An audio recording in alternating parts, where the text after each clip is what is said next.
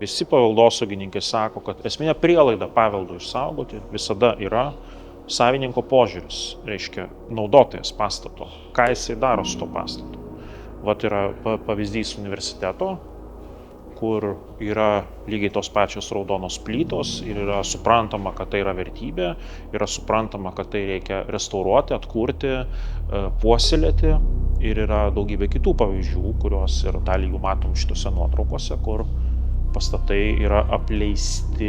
ne dėl to, kad jie čia kažkoks yra požiūris kitas, bet tiesiog dėl to, kad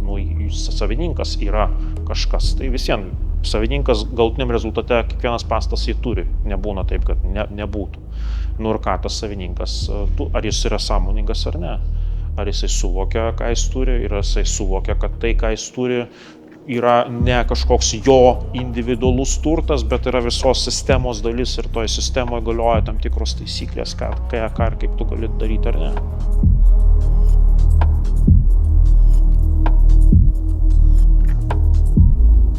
Didžiųjų miestų augimas, didėjimas, urbanizacija yra natūralus procesas, kuris tęsiasi daug dešimtmečių ir šimtmečių. Ta prasme, kad kaimo vietovės mažėja, gyventojų ten mažėja, bendruomenės išsikelia ir jie persikelia gyventi didžiuosius miestus. Tai su šituo dalyku turbūt nelabai ką padarysi.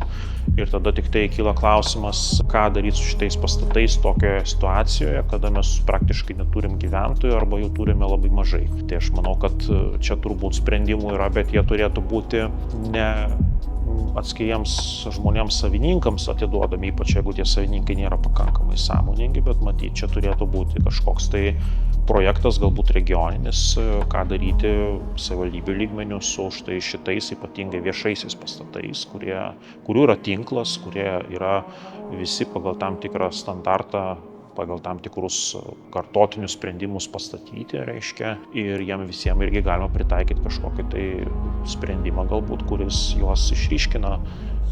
galėtų išryškinti, nes Klaipėdos kraštas tikrai neišnaudoja pilnai savo turistinio potencialo, nors jo turi pilną, kaip sakant, su visa gamta ir visa kita, su marėmis ir jūra. Tai šitie objektai galėtų tam puikiai tarnauti, tik tai tą reikia daryti ir tai turėtų būti turbūt ne kažkieno tai iš Vilniaus ar iš Kauno ateinančio sprendimas, bet pačių žmonių, kurie gyvena šitame regione.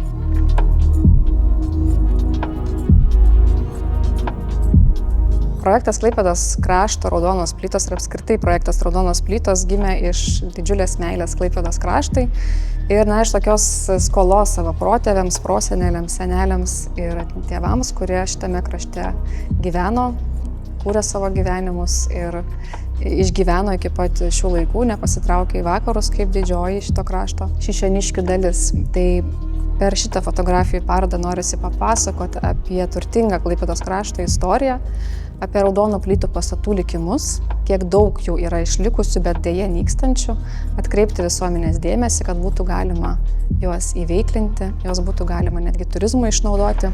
ir papasakoti plačiai visuomeniai, kokia Klaipėdos krašto istorija įdomi, kuo mes išskirtiniai, kuo mes skiriamės nuo likusios Lietuvos dalies ir pristatyti save, šio krašto gyventojus, jų papročius ir